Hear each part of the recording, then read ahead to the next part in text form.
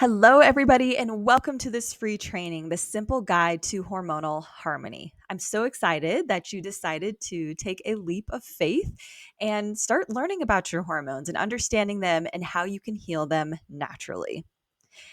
So, obviously, you signed up for this course or signed up to watch this free training for a reason. So, most of the time, women who are experiencing these symptoms typically have some kind of hormone imbalance going on. So, do these sound familiar? Have you been experiencing unexpected weight gain, moodiness, irregular periods, PMS, fatigue, insomnia, bloating, uncontrollable cravings, anxiety, depression, or been diagnosed with endometriosis, PCOS, or fibroids? If you've experienced any or all of these symptoms or more, you're in the right place. So, these are the most common symptoms that indicate you could have a hormone imbalance going on, but there are more symptoms that come with it as well. So, just remember that there's more on this list, but these are the most common symptoms. If you have a few or all of them, or even you have all of these and more, you are most likely experiencing a hormone imbalance. And that is what we are going to talk about today. So, first off, I'm dietitian Callie. I'm a registered dietitian and certified personal trainer specializing in women's health, hormone balance, and metabolism. I've been a registered dietitian for 10 years, actually over 10 years now, and I've been primarily working in women's health. And where I really got interested and really fell in love with the concept of hormone health was really like early on in my career when I was starting off with outpatient nutrition counseling. I would have a lot of women come into my office who would want to lose weight, lower the A1C, improve body composition, all the things, right? And we would use these simple tactics that I learned in school and that we all know, which is calorie deficits, eating lots of vegetables, exercising, um, all sorts of things that are pretty basic information. But these women were not seeing success. And maybe they saw like a little bit, but it just wasn't a lot. But when I would work with men, it seemed like those tactics were really easy for them to achieve results. So I started asking myself that question, why? Why does this happen? Why do women have such a hard time with weight loss and body composition and cravings and just all sorts of things? So I started asking that question, why? And then I had my own kids and I started to experience my own hormone imbalances. And that's when I really started to get into the subject. So I did all this research to help myself. And then I realized I need to start sharing this with other women because once I had a good grasp of my hormones, I started to understand my body better. I started to understand the different parts of my cycle, for example, like, oh, week 1, I feel this way. Week 2, I feel this way. 3, 4, so on and so forth. I started to recognize my natural energy shifts and started to recognize exercises that were better for my body and helped with my body composition versus others. So I decided I needed to share this information with my patients. And so I've been working with women for a long time, and a lot of women are so excited to finally learn about their hormones because a lot of I always kind of give that example of when, we learn about, for example, the talk, right, where we talk about the menstrual cycle. Nobody tells us about our hormones. They literally just say you're going to bleed once a month, and then at some point you'll stop bleeding altogether and have fun. So, that's all I was told is what to look for. And so once I actually gained an understanding of how my hormones fluctuate throughout that cycle and what's normal and what's not, then I felt like I was a lot more empowered and could understand my body more. So, I'm putting together this free hormone health class so you can gain better understanding of your hormones, common hormone imbalances in women, and how to jumpstart your hormonal harmony today. So, what you'll learn is you're going to learn about the common hormone imbalances women and how you can heal the body naturally with what I call my hormone balance formula. I work with countless women who are frustrated with their bodies. They feel like their hormones are out of whack, but they're just given more medications such as birth control, antidepressants, sleep meds, so on and so forth to mask the symptoms. For example, with birth control, a lot of women I work with who have endometriosis or PCOS, they are given birth control to manage their cycle. But what I often find is that even though it might help with masking those symptoms and making them feel better temporarily, it doesn't actually correct the root cause, which is the hormone imbalance. So when they get off of birth control, they've got symptoms that pop back up, as well as symptoms that occur when you're weaning off of birth control. So they want to look and feel like themselves again, but they don't know where to start. So this is a great starting point. So hormones 101. So hormones are chemical messengers that regulate various processes in the body. The body has over 50 hormones in the body that help with a variety of things. So we have a ton of hormones that are produced on a daily basis, but of these hormones, there are 6 that are commonly imbalanced in women, and that would be cortisol, estrogen, progesterone, testosterone, thyroid, and insulin. So we are going to briefly go through each of those now. So we're starting with cortisol. Cortisol is the stress hormone. You've probably heard of cortisol in the media, social media. It's kind of a buzzword right now. So basically, cortisol is a steroid hormone that's produced by the adrenal glands. So, in plain, simple terms, what happens is when you're stressed, your brain notifies the adrenal glands it's time to pump out cortisol. Once it's produced, the cortisol helps you deal with the stressor through a variety of responses, which are fight, flight, freeze, or fawn. So, a good example of this is, let's just say you're hiking in the woods, you see a bear, your body is like, oh no, and your brain says, we need cortisol so that we can run away or fight the bear or freeze. The response itself kind of depends on the person and the situation, but the process is the same in that your body says, oh no, bear. And then your brain says to the adrenal glands, hey, we're going to need some cortisol to help respond to this threat. The threats have changed over the last few centuries for humans. So there were a lot of physical threats in our early stages as humans.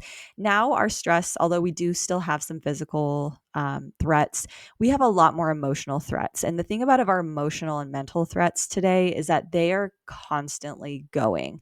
So one thing to note is that we do have normal amounts of cortisol produced in the day to keep us energized. And I didn't put that into the slide here, but we do have a normal amount of cortisol we produce to help us with our energy. So typically within 30 minutes of waking up, your cortisol levels are actually at their highest. And then throughout the day, they slowly start dropping. And then you hit your lowest peak right around bedtime, or should hit your lowest peak right around bedtime. So we have this normal amount of cortisol being produced. However, constantly pumping out cortisol when we're stressed can wreak havoc on the body. So if you think back to that example of, we do need the cortisol production when we see a threat in the woods or somebody's chasing us, or whatever it is. Obviously, we do need cortisol to help us respond to that threat.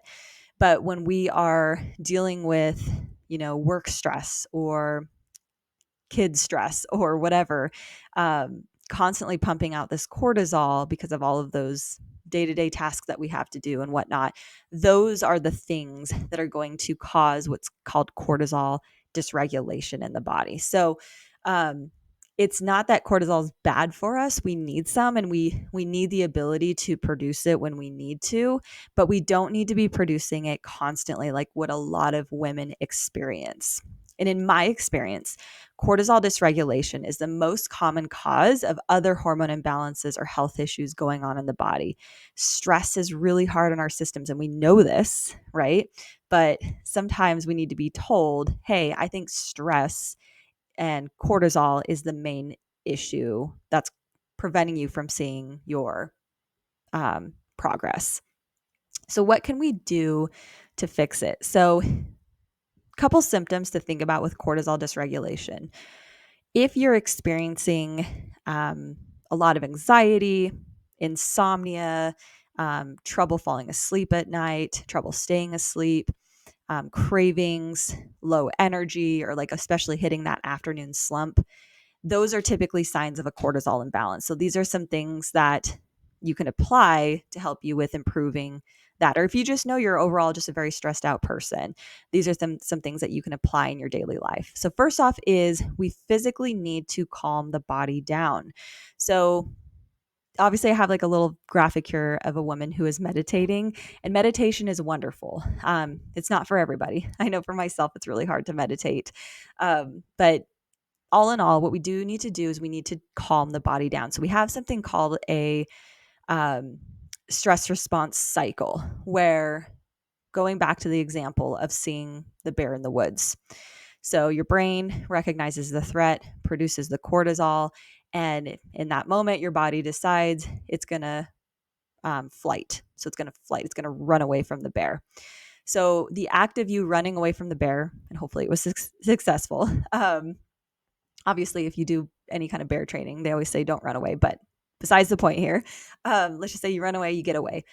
So what that does in your body is the act of running away uses the chemicals produced that are produced by the stress response. So cortisol is produced, but there are more to kind of support your body giving your energy. So you run away and you burn through all those chemicals, including burning up that cortisol.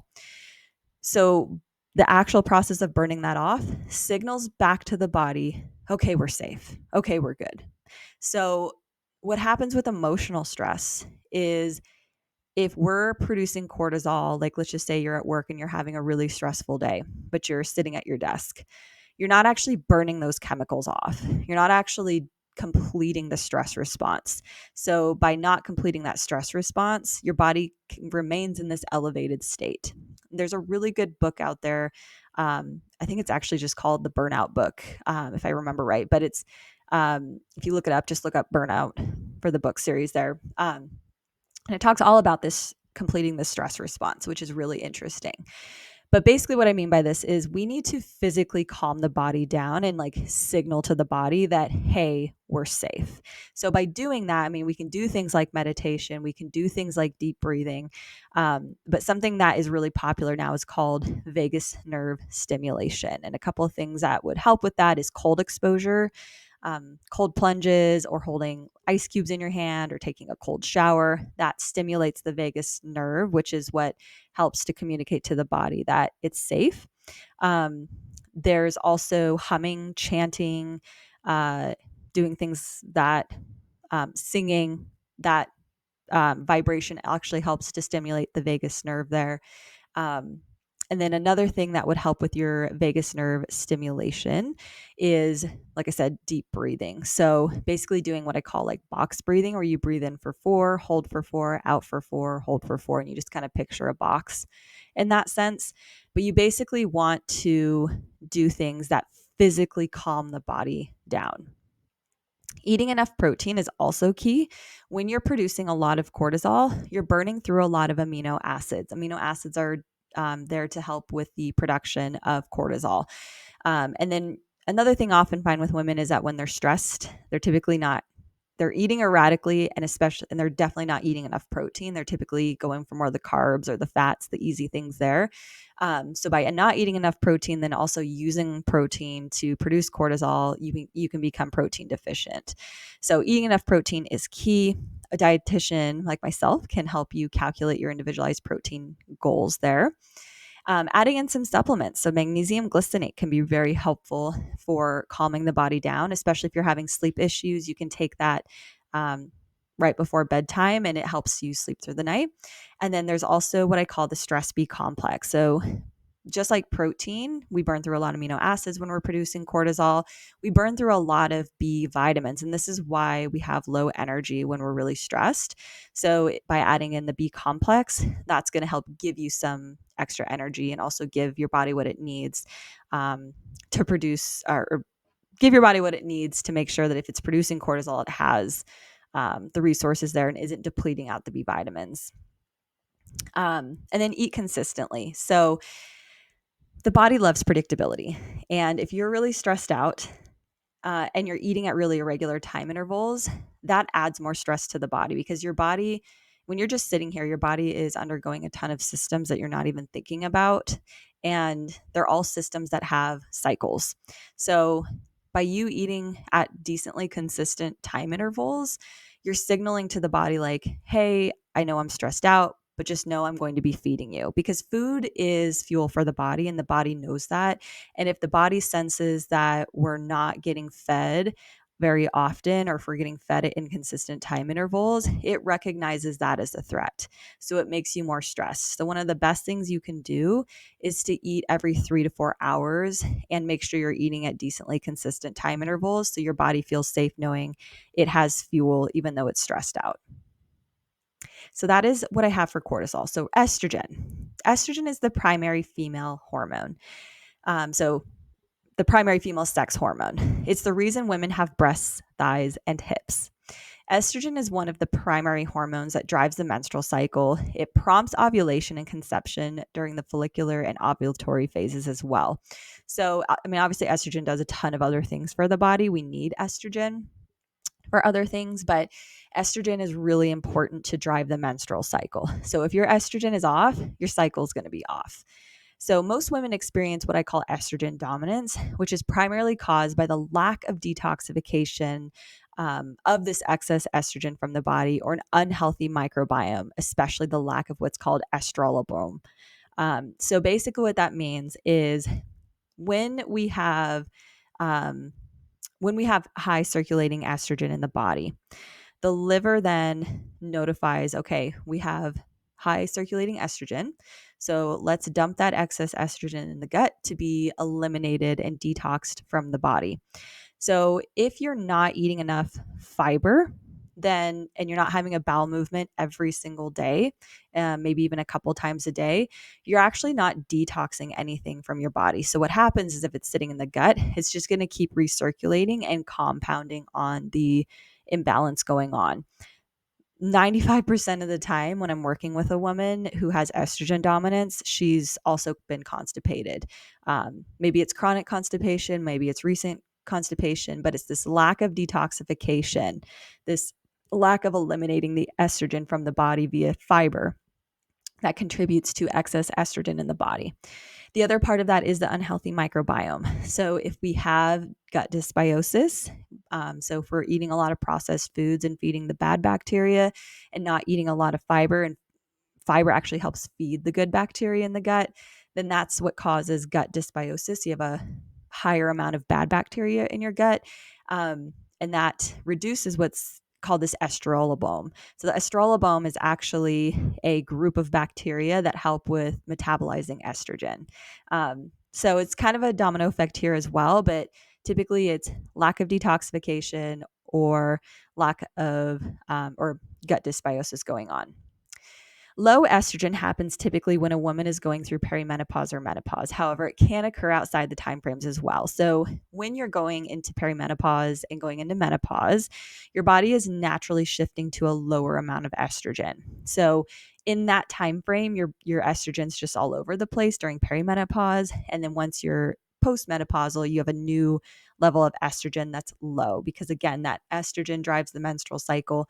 Menopause is when the body naturally stops having a cycle, and so that estrogen is now at its lowest. So one of the most common things I see with estrogen imbalances is weight gain, as well as moodiness, crankiness, and PMS. So treatment guide for estrogen imbalances. Now, there are treatments for both high and low estrogen. And if you ever work with me, I can identify those for you more in particular. I also have a course that I'm going to talk about at the end of this that walks you through that as well. But these are just some like general guidelines for estrogen imbalances. So eating enough fiber is key, again, to help with that natural detoxification of estrogen from the body. A lot of women ask me, well, if I eat too much fiber and I have low estrogen, is that going to make my estrogen worse? And the answer is no, because your liver is not going to dump this excess estrogen into your gut, right? Because if you don't have a lot of estrogen floating in your bloodstream, that doesn't signal to the liver to dump it into the gut to be eliminated. It's only if you have excess circulating in your bloodstream. So eating fiber is not going to worsen, and actually will improve your symptoms when your estrogen is low. So those are some foods there that are high in fiber. I usually recommend women aim for about 30, 35 grams or more per day. So if you've ever tracked your intake before, I mean, you can track it to kind of see where your fiber is. 95% of the time, women are not getting enough fiber. We also want to reduce inflammation because too much estrogen is inflammatory, as well as not enough estrogen is inflammatory. So adding in some omega-3 fatty acids from fish oil, about 1,200 milligrams is good, or eating fish twice a week. Um, so think about the fish. So a lot of women ask, like, when we talk about omega-3s, aren't there plant-based sources? There are. So fish is rich in what's called DHA and EPA omega-3 fatty acids, and that is the specific type of omega-3 fatty acid that helps with the inflammation. The ALA, which is the plant-based sources, is better for brain health, and is helpful for somewhat for inflammation, but it's really the fish oil where you see the benefit from inflammation. Third thing is you can add in some supporting supplements. And I know you can't see this super well here, but the Thorn B complex is one that I recommend in general. So good for cortisol, but also good for your hormone balance here. If you have high circulating estrogen levels, taking DIM can be very helpful. DIM comes from cruciferous vegetables like kale and broccoli. And this DIM is actually a component to help with the detoxification process of estrogen. So if you're experiencing high estrogen, you can take a B complex and DIM. And then for low estrogen, this estrogen is really helpful for some women who are going through perimenopause and menopause. So taking estrogen with a B complex is recommended. And then eating cruciferous vegetables, because again, if we can add in more of this DIM, it's going to help with the natural detoxification. So I always recommend having at least one serving of cruciferous veggies every day to help with that elimination. So moving on to progesterone. So progesterone is what I call the PMS hormone. So when you look at the menstrual cycle, estrogen and progesterone kind of play this little dance. So in the first half of your cycle, which is days 1 through 14, estrogen is the star of the show because it's prompting ovulation, because typically ovulation is around that 14-day time frame. Once you get through ovulation, progesterone then becomes the star of the show because progesterone's job is to first ensure the uterus is prepared for pregnancy. It thickens that uterine lining and ensures nutrients are available in case conception occurred. So right after ovulation, you have this surge in progesterone that basically is there to get the uterus ready for the potential that there was successful conception during ovulation. If conception does not occur, progesterone levels then drop, which is when you see that drop in progesterone is where you start feeling quite a few of those PMS symptoms, which this is what prompts the body to shed that uterine lining or your period and start the cycle over again. So the reason why I call it the PMS hormone is that when your progesterone levels are high, you don't feel good. And when they're dropping, you don't feel good. But something to note in that luteal phase, your progesterone is higher than your estrogen. Something to note here too is if you have estrogen dominance, you probably have progesterone resistance. What that means is that estrogen dominance, estrogen can be a bully to progesterone. So when it's dominant, it's going to keep progesterone from doing its job. So that's going to kind of add to the complexity of this is oftentimes when I see estrogen dominance, I see progesterone resistance, which makes PMS worse and can also impact things like fertility. And fun fact, your elevated progesterone is what causes PMS. So the more imbalanced it is, so if you're estrogen dominant and there's no way progesterone can be elevated and do its job, the worse the PMS. I was told that it's normal to have a little bit of PMS, but it's not normal for it to be controlling your life. And if you're in this point where it's controlling your life and you dread it every single month, this is the time to start focusing on it. Again, if estrogen dominance is happening, this can suppress progesterone and cause what's called that progesterone resistance. So treatment guide for progesterone imbalances would be eating enough fiber, right? Because if estrogen dominance is causing this issue, we need to be eating more fiber, eating more protein, same thing. So something interesting about the protein is that in the luteal phase of our cycle, which is where progesterone is at its highest, and that's the second part of your cycle before your period, you actually need more protein because progesterone also uses amino acids to be produced. So this is where you can actually increase your protein intake. So eat more protein. That's typically what I say is about an average of like extra 20 grams per day. But just kind of like thinking about like eating more protein, having a protein source every time you're eating is a good way to look at it. Adding in supplements, so again, that Thorn B complex, and then Chastree, which is Vitex, has been shown to help with progesterone resistance symptoms. And then lower your exercise intensity. And this is really interesting and something that I actually talk about in my Hormone Balance Formula course. But in that luteal phase, when that progesterone is, all over the place, I guess you could say, um, it's not going to be a time to really push yourself in the gym. Now, obviously, you do you if you like to stay consistent and you want to push yourself, but just realize that if you're seeing low performance gains, it's because of this part of your cycle. So what I often recommend is lowering your exercise intensity about a week before your period starts. And that's not like stopping exercise, it's just doing more like low impact stuff like yoga, walking, jogging, like really lowering that intensity. Because if we have this high intensity training going on and our body is fighting with this hormone imbalance, it's actually going to make you more hormonally imbalanced. So lower that exercise intensity. So moving on to testosterone. Testosterone is the PCOS hormone, what I call it. Now, it's not just the PCOS hormone, but most commonly looked at with the PCOS hormone. Contrary to popular belief, women need small amounts of testosterone. Men have high amounts. That's what makes men men. And women have small amounts, but we still need it. Testosterone is much lower than estrogen and progesterone during the menstrual cycle, but it typically peaks around ovulation. So testosterone is involved, but when you look at the graphs, estrogen and progesterone are way higher. Testosterone typically peaks around ovulation, and this is actually what helps with libido around that time, which makes sense. But again, testosterone beyond that is responsible for bone health and muscle health, as well as energy, and again, for libido. So elevated testosterone levels in women are typically related to polycystic ovarian syndrome, which is PCOS, which is the most commonly diagnosed hormone imbalance in women. So there's different types of PCOS. Not every single type of PCOS has elevated testosterone levels. But when we have what's this polycystic ovarian syndrome is basically the growth of these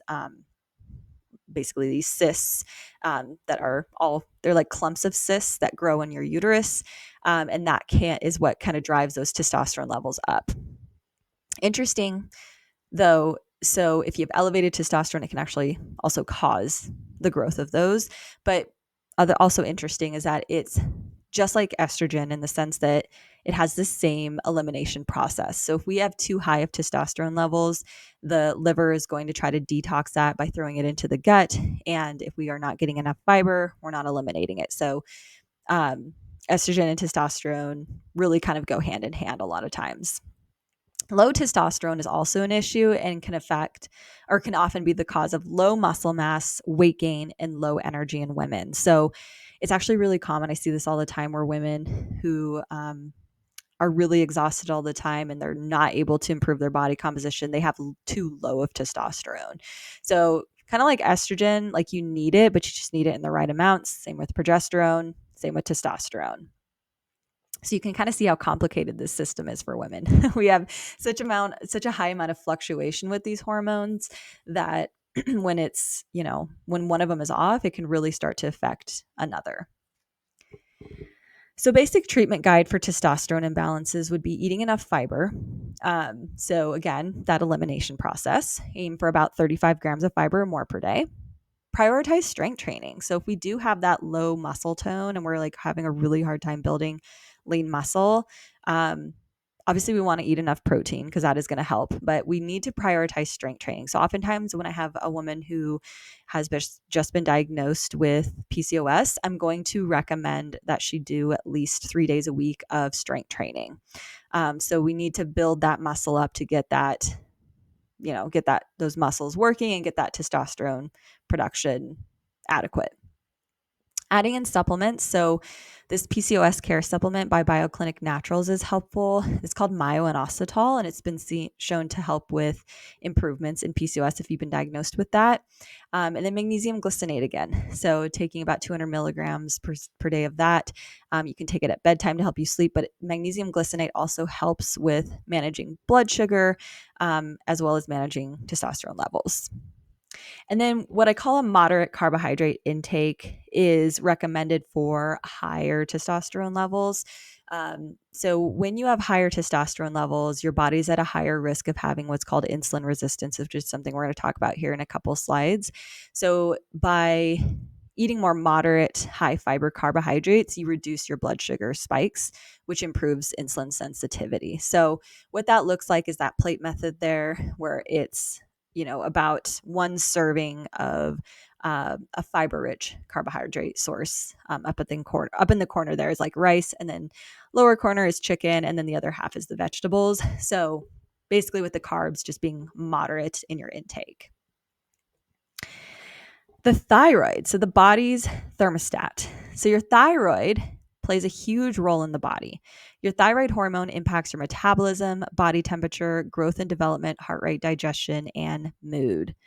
So your thyroid is really complex. And if you take my Hormone Balance Formula course, you'll learn a lot more about it. But the thing about the thyroid is I love thinking it, so it's that little butterfly shape in your neck there, if you can see in that picture.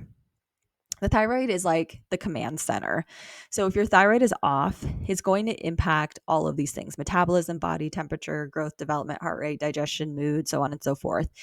You can have actual diagnosed like hypothyroidism or hyperthyroidism, but you can also just have what's called an underactive thyroid, where it doesn't really necessarily need medication. So if you're having these symptoms and you're having a lot of them together, then that could signal that your thyroid is not working correctly.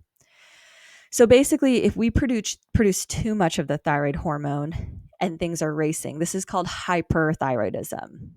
Typically, this is where if you have hyperthyroidism, you have hard time keeping weight on, you have heart palpitations, you just experience a ton of different symptoms like that. Whereas too little of the thyroid hormone being produced and things slow down. This is hypothyroidism. This is the most common I find in my practice. So when things race, we're on overdrive and expending a lot of more energy. When we're slowing down, our energy and metabolism slow with it. If you have a thyroid imbalance, it's really important you work with your doctor and dietitian to establish your individualized health plan. And obviously, this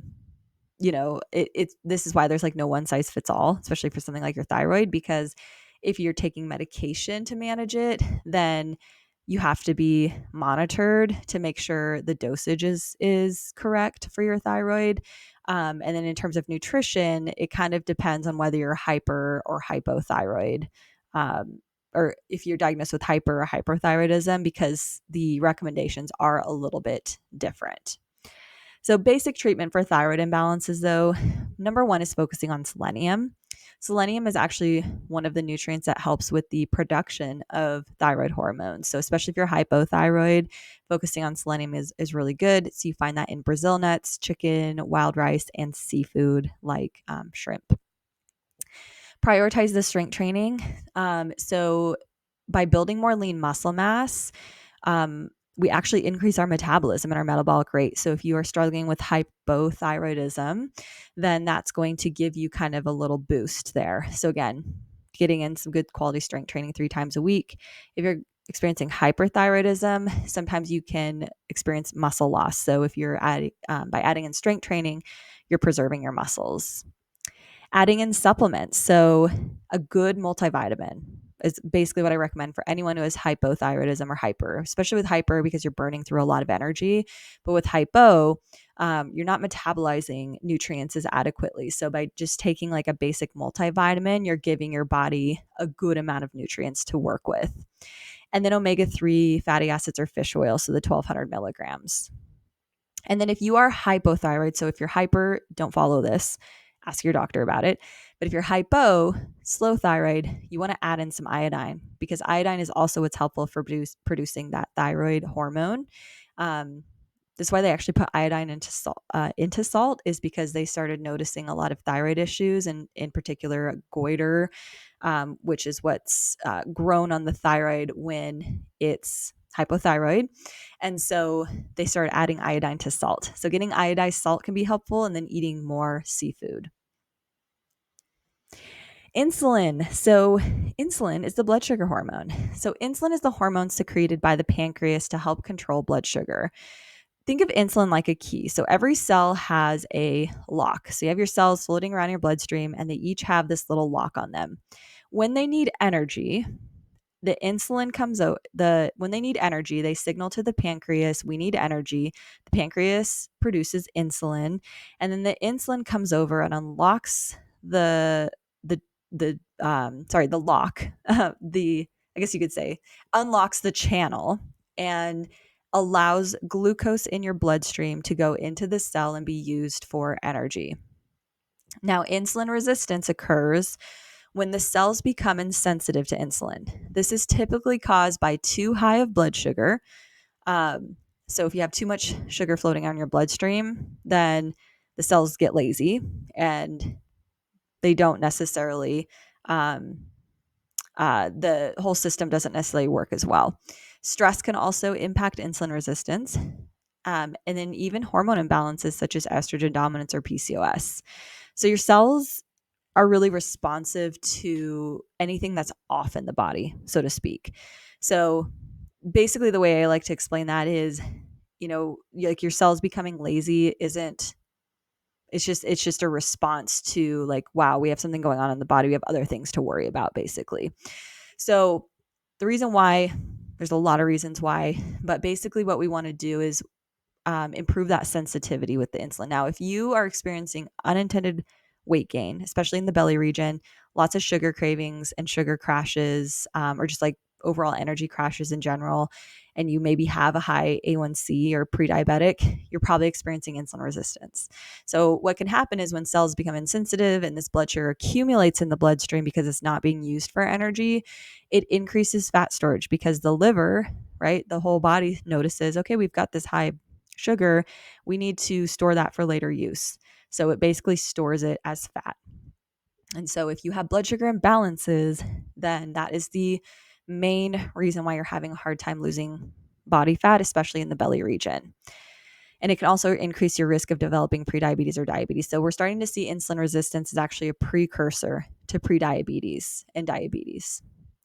Again, insulin resistance is typically the most common cause of inability to lose weight, and it can be caused by even like other hormone imbalances like cortisol dysregulation, aka too much stress, and estrogen dominance, as well as PCOS.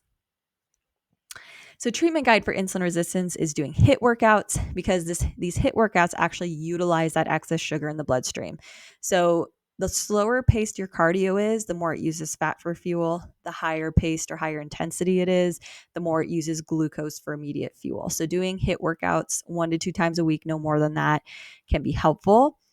Prioritizing protein, fiber, and fats. So notice I talked about fiber, not carbs. So what we see with carbohydrates is we're eating simple carbohydrates, which are those that do not have fiber. That spikes blood sugar.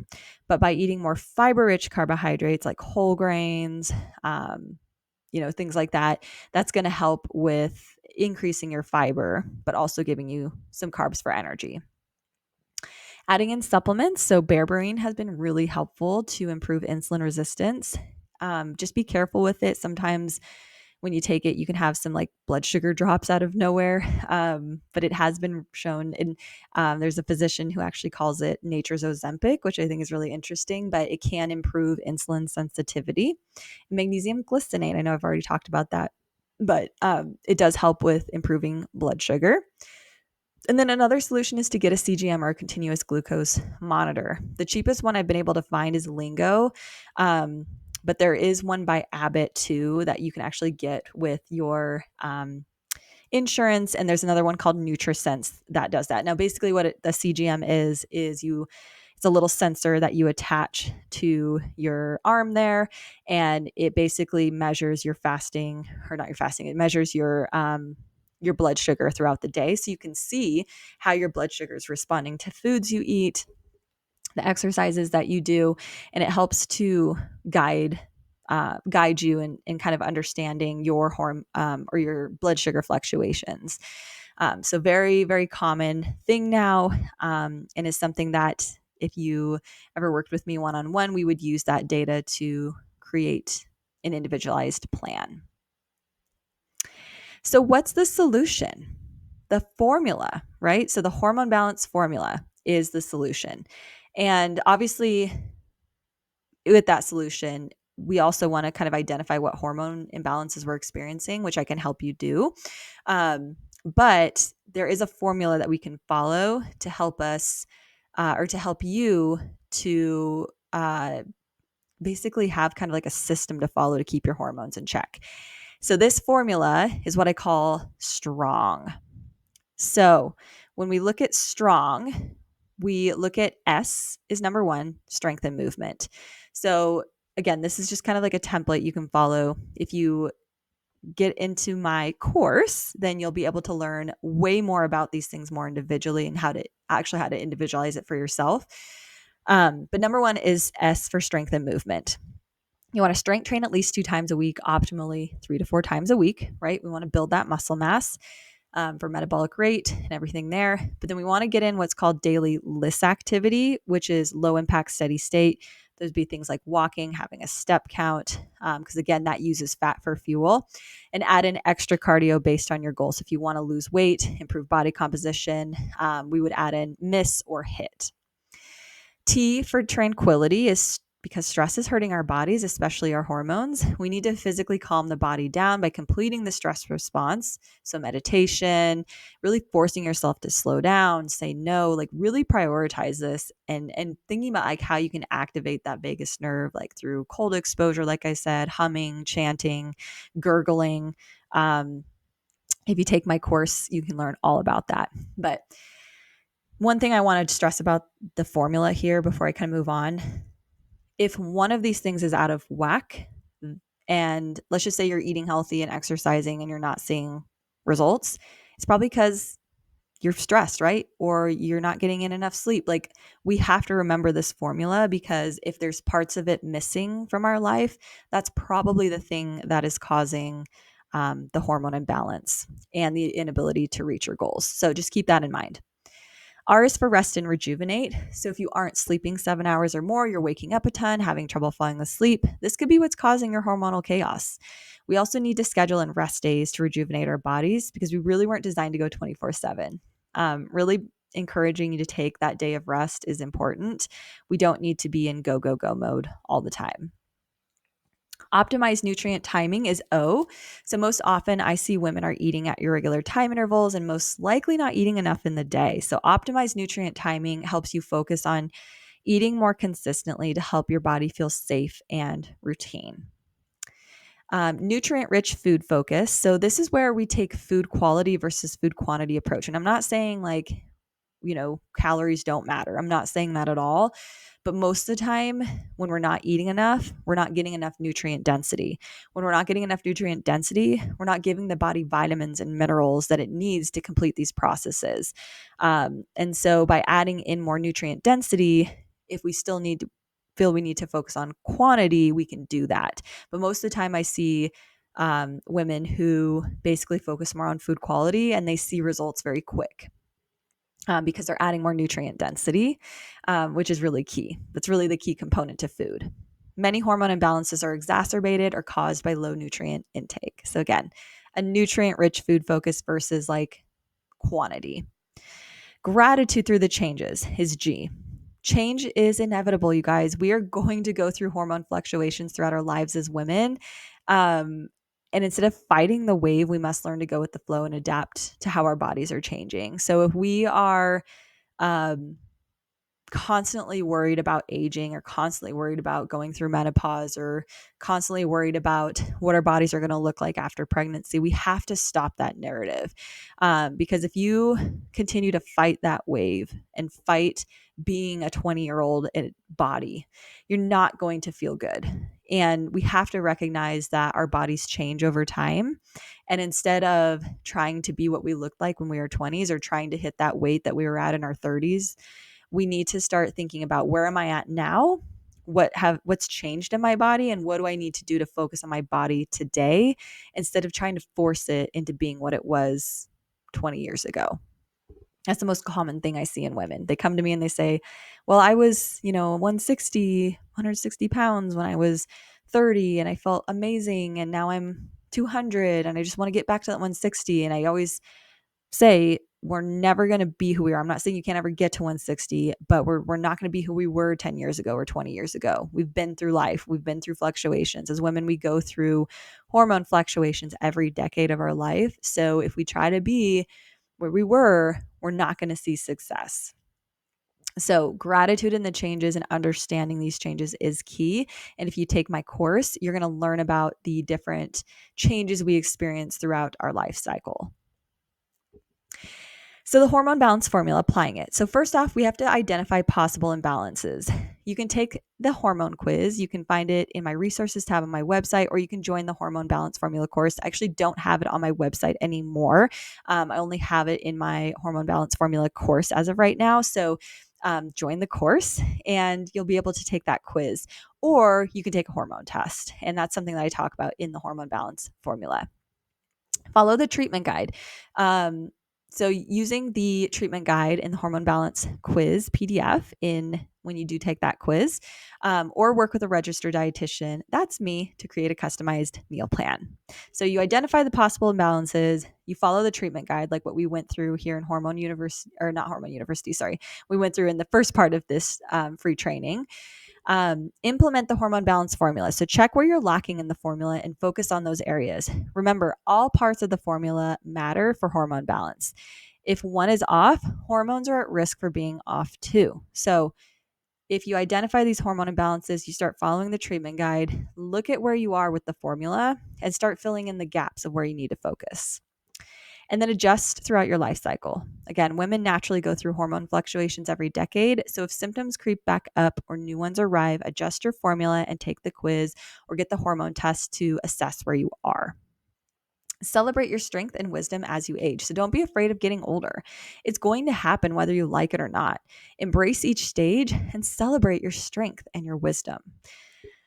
So, with that, hormone balance is possible. You can feel and look your best again. How you can do this: 1, enroll in the Hormone Balance Formula course.